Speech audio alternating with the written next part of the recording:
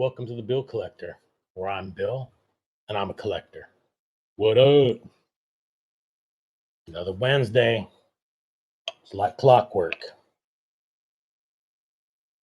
Makes it easy for me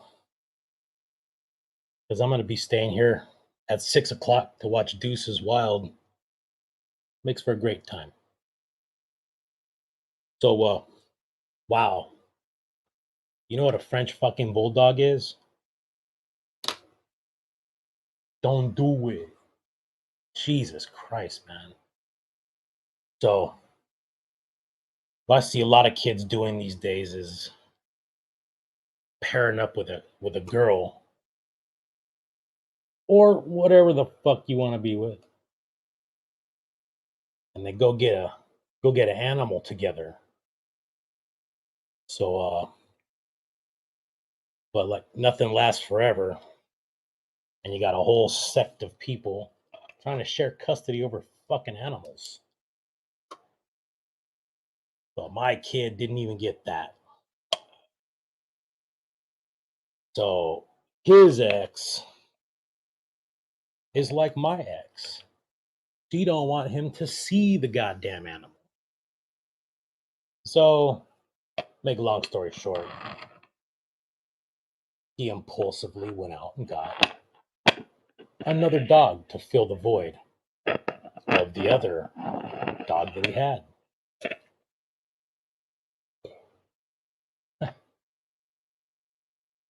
And the dog that he had was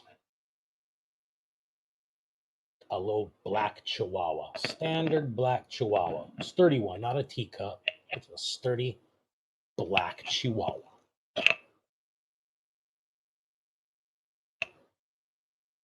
And so he went out and got a sturdy, yes, black, yes, Chihuahua, no. Went for the French Bulldog.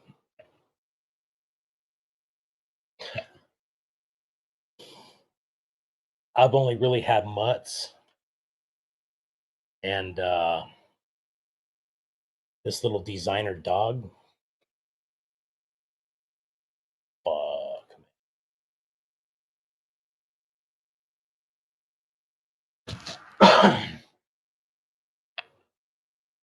I guess their heads are so big that when they're born, the mom has to have a C-section to get those little fucking pigs out. And this guy's like a pig. Snorts like a pig, rolls around in dirt like a pig, eats like a pig, smells like a pig. Boy, he's a dog. But yeah, so we're creeping up on 3 weeks taking care of this little guy. And he said, I have a mutt. My dog's easy. Smart as fucking hell, too. This guy's a couple cans short of a 6-pack, to say the least. And he's actually been staying at my son's vacant condo just within the complex that I live in, because he can't take it to the apartment that he's renting right now in El Monte, as he's getting ready to move to Arizona at the end of this month. So, fur grandpa taking care of the dog.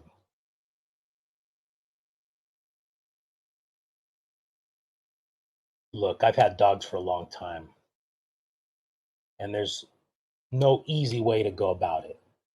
You got to train that fucker to not shit and piss everywhere. So I feel like he's lacked on that. But look, it's like anything else. An animal needs water, sun, roll around fucking dirt, walk around. They shit and piss outside. then they don't shit and piss inside. Complicated to some, but to others, it's a little bit of discipline and regularity. I guess like we all need some, you know. But anyways, little cute dog, pain in the ass. I'm just not used to it, man. The little fucker makes so much noise. Walking, nah, you don't really walk. You're about 5 steps, straight up, belly on the ground, feet stretched out and sniffing, refusing to walk until he's ready to walk again. That's when we go by ourselves. When my lady walks with my dog, this dude is like on it. But I think he just wants to eat my dog. So he's in constant chase. My little dog hates that fucking energy. So, needless to say, this dog's a chore. My dog is not a chore. But I'll miss him when he's gone. And I hope my son puts him on a schedule like I did. I'm actually going to write that shit down because we've been having about 85% success rate of not shitting and pissing everywhere. And the success has gone up week to week.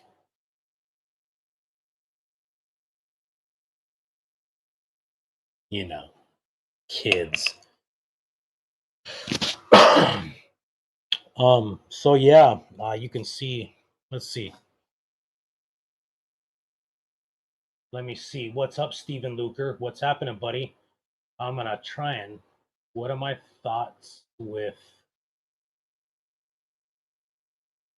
the little chat thing is like in the way of B Reynolds. What's the B in what's his first name, Stephen?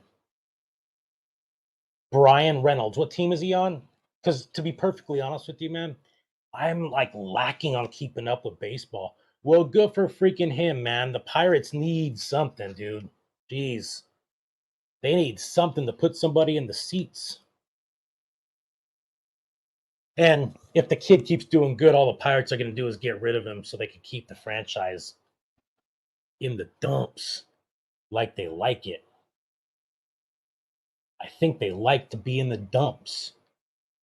I think the Pirates like to just suckle the teat of MLB profit sharing. Well, so they went out and was he traded to the Pirates, Steven? So if anybody else is looking or in the future, if you're watching, this is Stephen Luker, a big time participant on the No Filter Network. And we like to basically call him the stat guy. For McCutcheon. Yeah, well, hopefully that's a good thing for them because McCutcheon is definitely on the decline, and MLB always needs good young stars. So hopefully Brian Reynolds can keep up the hot bat, to say the least. All right. So you can see behind me here, this is a painting I'm working on. Of course, the Thrill. And my destination for this guy is the Jimmy Dean Sausage Museum in Texas. As I've painted the Jimmy Dean logo there, and this was the Jimmy Dean cards that they made for, well, 1992.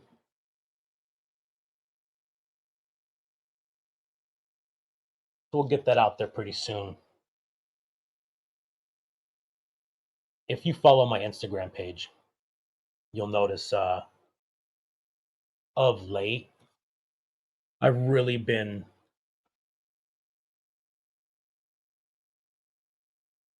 hitting the account hard with the oddball cards from the day. You know, the Nestle's and Jimmy Dean's. Dude, one over here right now. Hills. It's like a pharmacy or something.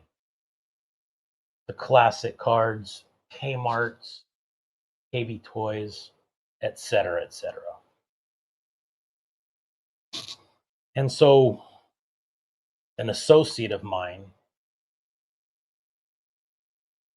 has some ties to the Jimmy Dean Museum, as it's on the campus where he went to school. I'm not even going to try and guess. The university in Texas. And when Jimmy Dean had passed, money was to be left to the school. And the condition was from Jimmy Dean's wife was that they had to build a museum with some of the money. And so they did. And then the rest of the money was granted to the school. So he made mention to me, hey man, I think I had posted a picture of one of the Jimmy Dean cards.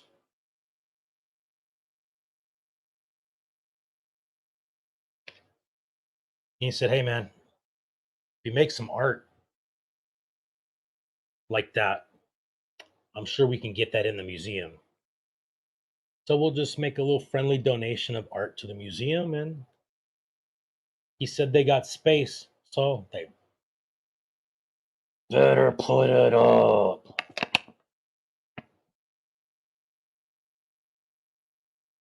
Please. Yeah, so there's that. As I mentioned to Steven, I've been lacking on keeping up with baseball.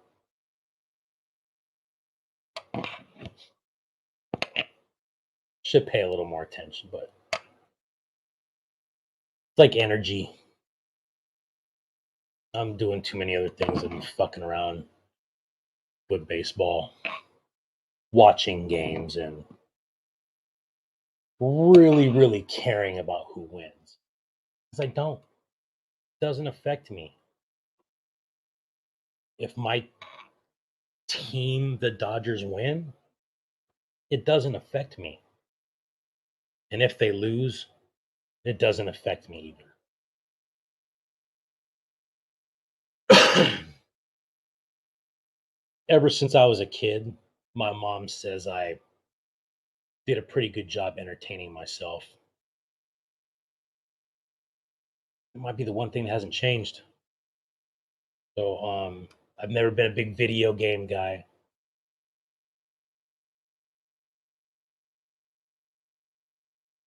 Uh yeah, just haven't. So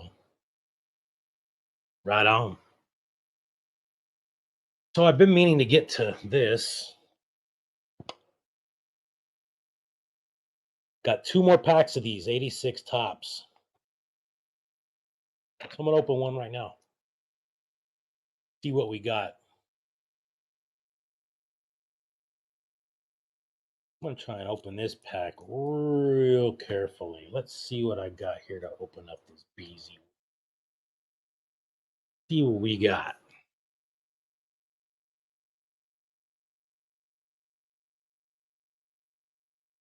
Oh, already starting to deal there. Here we go. Here we go. Here we go. Here we go. Yes. Yeah. This is good. Just trying to open this pack as cleanly as possible.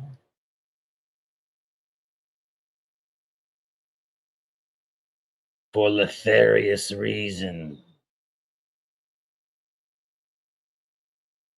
Nah, man, when I was a kid, we used to open up those wax packs like a mother. Devious. You learn from the worst. Let me tell you what, the worst. But that's can't be bad all the time. Sometimes you just gotta be good. And right now, I'm being bad. I'm joking. I'm just trying to open up this package as cleanly as possible.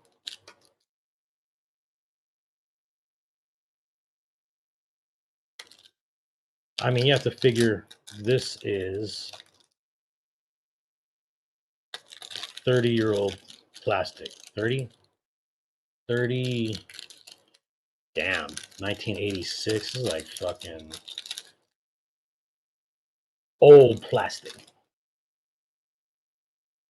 Oh, we got gum falling out. I'm not going to be like Eric Burns and eat that. I remember what that shit tastes like. I remember. All right. First card 86 tops. Aurelio Lopez. Detroit Tigers pitcher. And at the time of this card here, he was 57 wins, 32 losses, and 1, 2, 3, 4, 5, 6, 7, 8, 9, 10 years.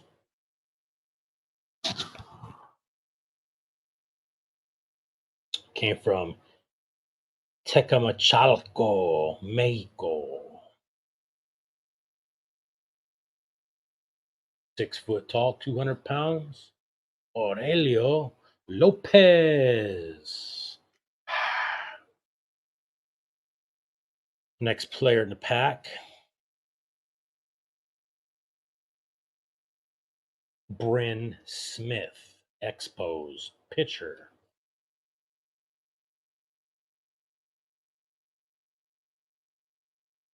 All right. Bryn. Hey, here we go. 1985. Bryn was 18 wins, 5 losses, with an ERA of 2.91 in 32 games. Right on, dude. That was a good year for Bryn. 18 wins is nothing to scoff at. All right, next player in the deck.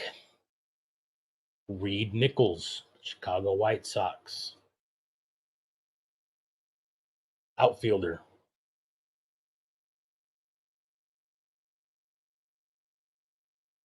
Red Sox for 5 years up until becoming a White Sox. And light hitting guy for the most part. Looks like he's more of a reserve player than anything. Reed Nichols from Birmingham, Alabama. Ah, here we go. So, being a Will Clark fan and also being a Dodger fan, this next card of the player I'm going to show you, he hits home on both notes. On this card, he's a Dodger. I believe the very next year, he was a Giant. But this is Candy Malted Elbow Maldonado. And boy, did he put it on Ozzie Smith. In that 87 fight, it was 87, 1987, when Will Clark slid in real hard to second and all hell ensued. Maldonado came in with a freaking WWF style elbow to clean Ozzy's clock. And that shit was epic. All right. So when I'm opening up these 1986 packs, and I bought a ton of these things and just kind of been opening them up here and there. I'd love to find a Will Clark in one of these, and it's seemingly impossible. So we can hope though. Help me, Obi-Wan Cabral. Oh my God. Help me, Obi. No, what I call him? Toby Juan Jabroni. You're my only hope. All right, next card. Wow, this is a terrible print. Terrible, but still fun card. This would be the Pete Rose. The Pete Rose years card.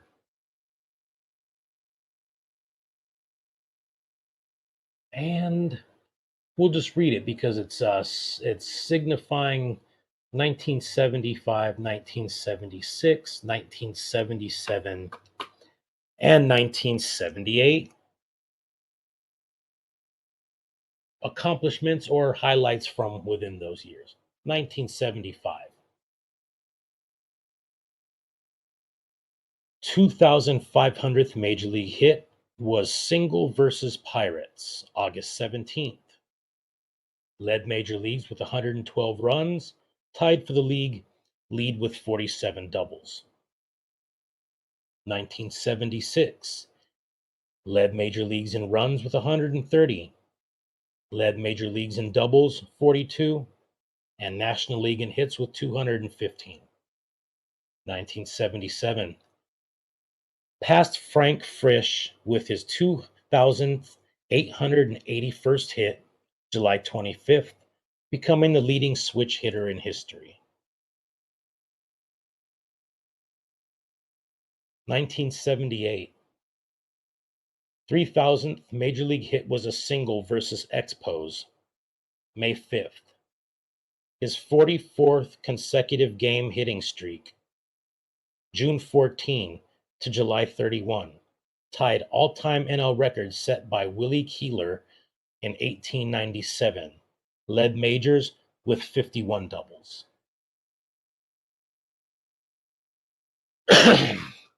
Excuse me. Pete's a motherfucker. Don't get me wrong. Pete's a motherfucker. But he could flat out play the game of baseball. And I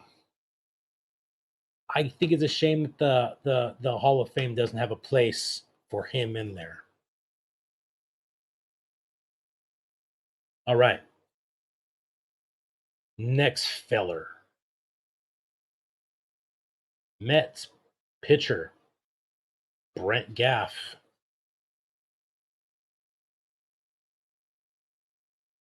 Brent Gaff. From Churubusco, Indiana. All right. Guy's a legend. Airy asshole. Billy Martin. I always like the checklist cards. This is the gum was stuck to the back of this one. I can see that now before it slid out of the pack.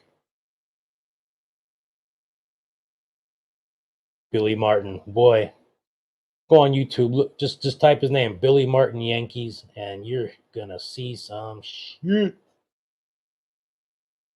Because my boy was a firecracker. All right, next player. Hey, ooh, all right. Next player, Mariners, shortstop, Spike Owen. All right, Spike Owens from Cleburne, Texas, and like a light hitting shortstop, a little bit of speed, and well, about it. Spike Owen. Mariners.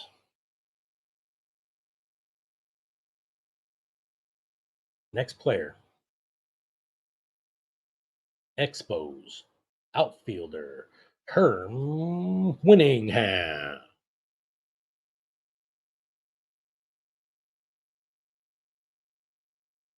And, well, okay. Herm Winningham was a speedy outfielder. Professional highs and stolen bases, 50. For Team Lynchburg in the minors. And stole a high of 23. Oh, no. Here we go. Stole a high of 20 for the 85 Expos with a not a good batting average. Anyways, speedy outfielder. And I think you got to have him.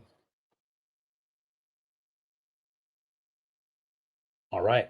Next player from the Braves, pitcher Gene Garber.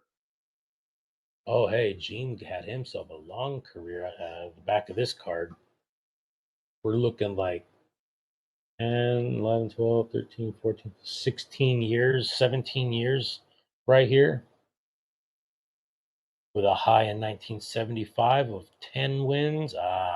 But the 12 losses on that BZ. Let's see. Hometown, Elizabethtown, Pennsylvania. Gene Garber. I'm having a feeling these packs that I had gotten into, I think it was some cello, as we call it, cellophane. I think these motherfuckers were picked through. I'm suspicious. Because in about 15 packs, I ain't got a goddamn fucking star. You definitely know bomb rookies from the day. All right. But I have been using these cards right here, so me and the crew, we cut up baseball cards and make art out of them. So this card right here, even though Tom Nieto isn't a star, that border is pretty useful. Like, you can use the Cardinals all day long right there, or the whole frame and put a different name there and cut that out and add this and that, and got an art piece. And speaking of Tom Nieto, from Artesia, California, or my bad, Downey, California, he was a catcher. And that's about what I can say about him. He was a catcher. All right. So I mentioned the lack of stars in these packs. So don't get me wrong when I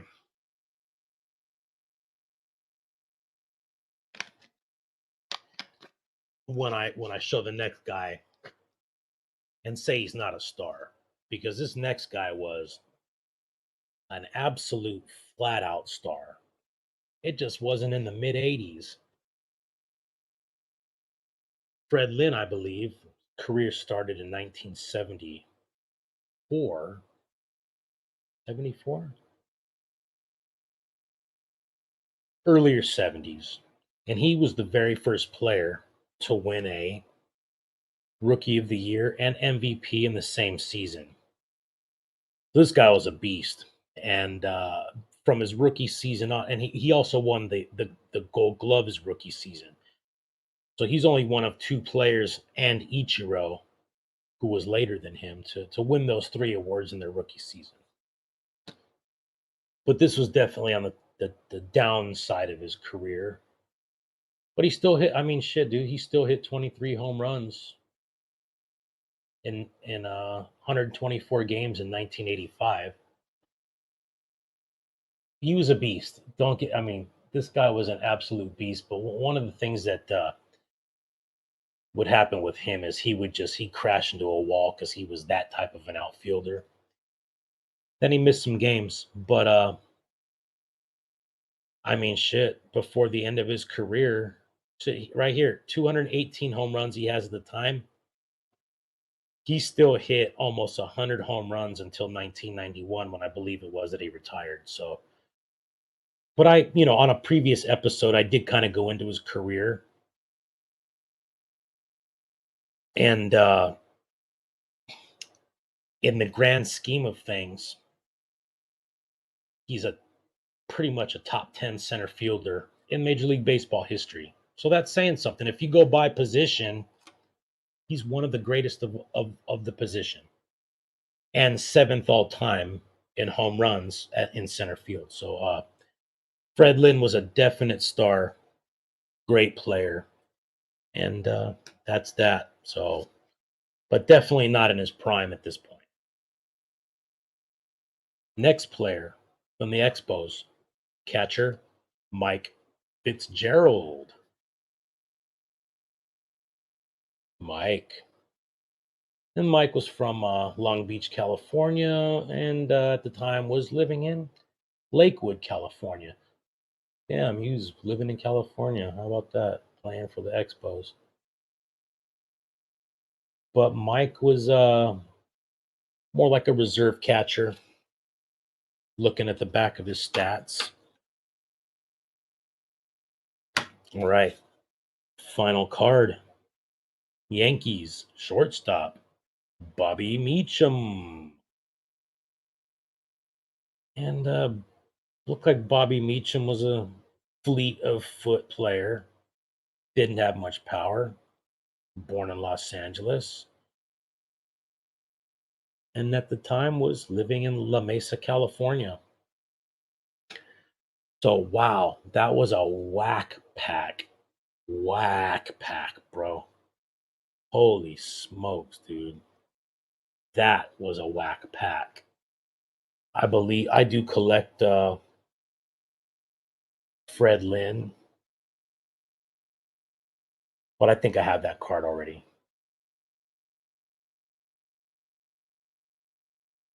Awesome player. All right. Well, got a couple things on my desk right here. Keeping it with the oddball theme.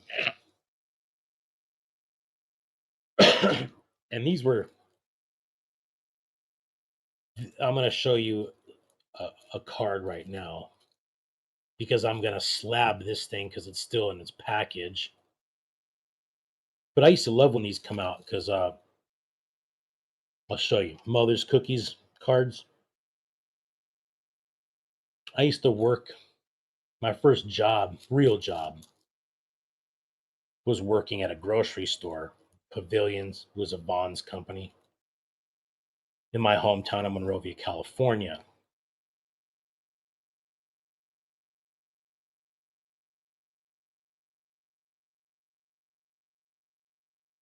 And so when the Mother's Cookies or the cards that came in Coke would be around, buying them, looking for that stuff, extra ones. But I do have this set already, so for me, there's really no need to open that. So I'm going to throw it in a slab, which I've got right here. And we're gonna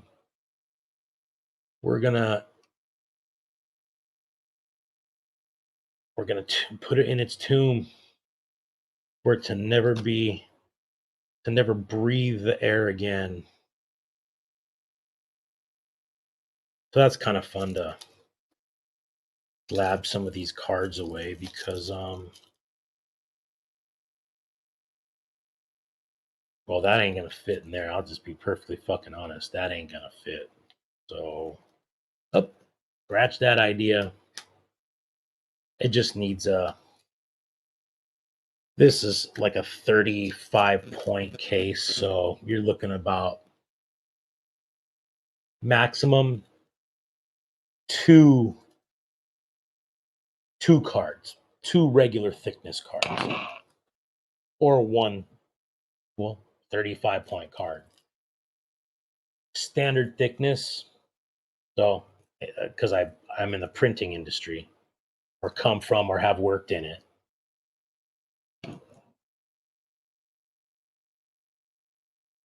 Standard thickness is 17.5. So most of your baseball cards, the regulars, like I said, not the thick stuff, not like the Project 70 cards, which I believe those might be 180. So those are about 7 cards thick. 7? Yeah, I believe 7. But anyways, that's that.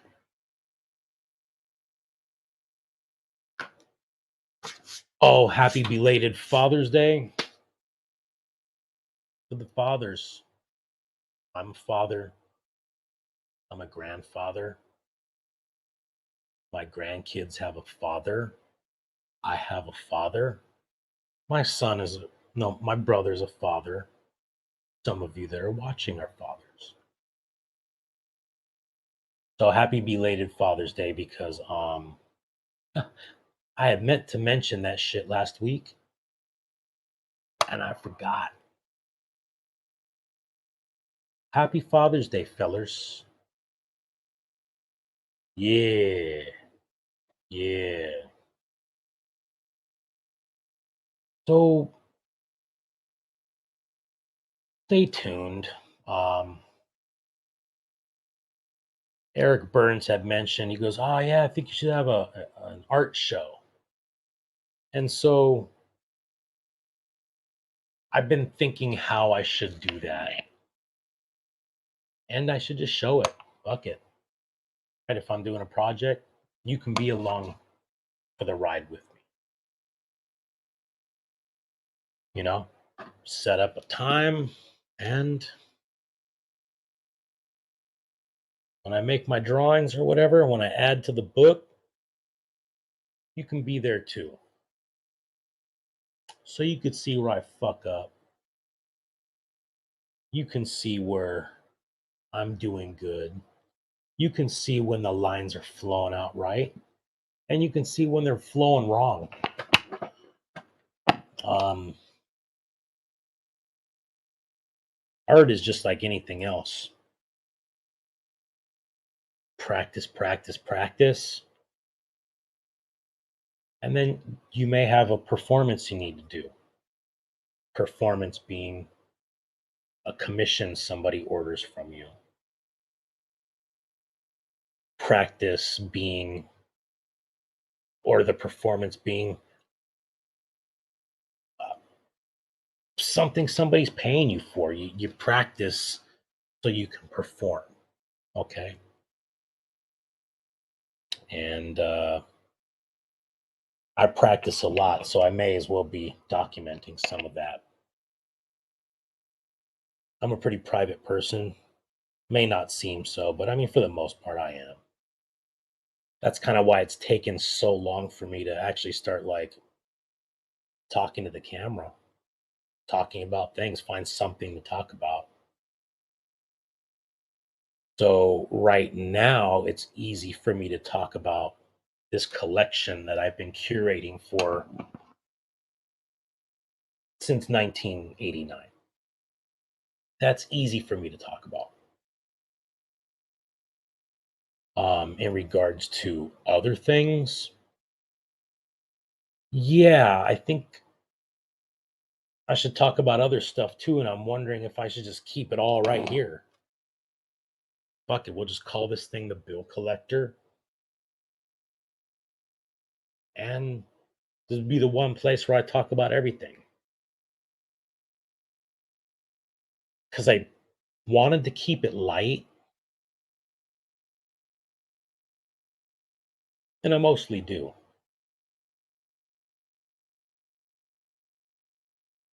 But I'm also like, there's other things that I'm interested in too, other than baseball cards and art. I listen to podcasts too. I'm sure just like everybody else, you might watch Joe Rogan and you hear about some of the topics that he talks about on there, be current events or just like them talking about taking drugs. I've got experience in a lot of stuff, and just talk about it all here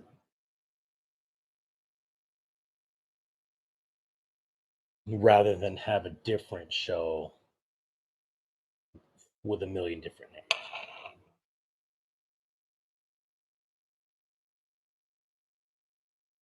But yeah, been kind of busy lately with this dog. I mean, it's like since he's not here at my house, I got to check on his ass all day. So that's been kind of a, like I said, a chore that I'm not really used to. So haven't really been collecting much, and and that's kind of what's leading me to believe that I should just fucking talk about all kinds of shit, right? I mean, I'm divorced. That's an experience, a fucked up one, but it is one, and it was a fucked up divorce. So if you're going through some shit, I've been through a lot of that stuff. In regards to raising kids, I've been through a lot of that stuff. When it comes to tolerance issues, I know about some of that stuff. So just be prepared, be on the look, because I haven't even gotten into the Negro League stuff yet.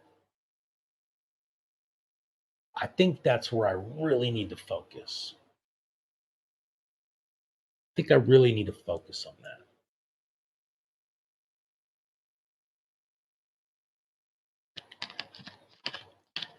Because I do have some expertise in that department. And I tend to get kind of riled up when I talk about that stuff because how can I explain it? Because it pisses me off. Flat out, it makes me angry. So I'm like, oh, I should just keep it light, but we just keep it real,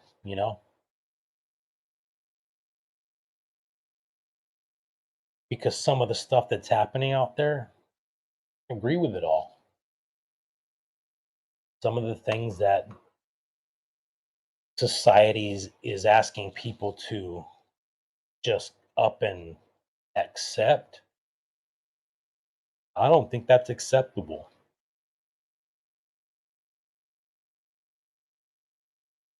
We'll get into that.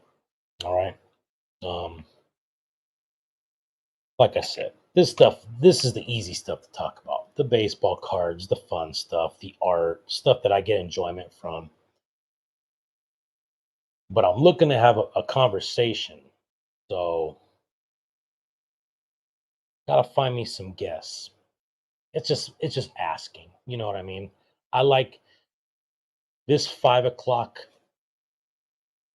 block, this 5 o'clock time, Pacific Standard Time.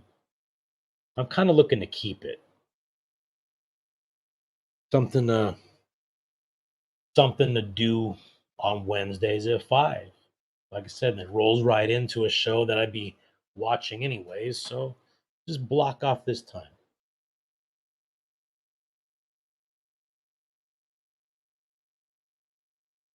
Yeah. So just like I said, be on the lookout.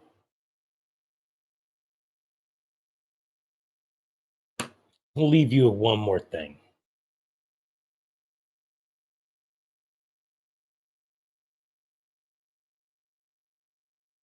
Will Clark, Captain Crunch, no logo hat, and the porn stash. Boom, porn stash. Pow. Thank you for watching The Bill Collector. Where I'm Bill, and I'm a collector. See you on Deuces Wow, fellers and fillets.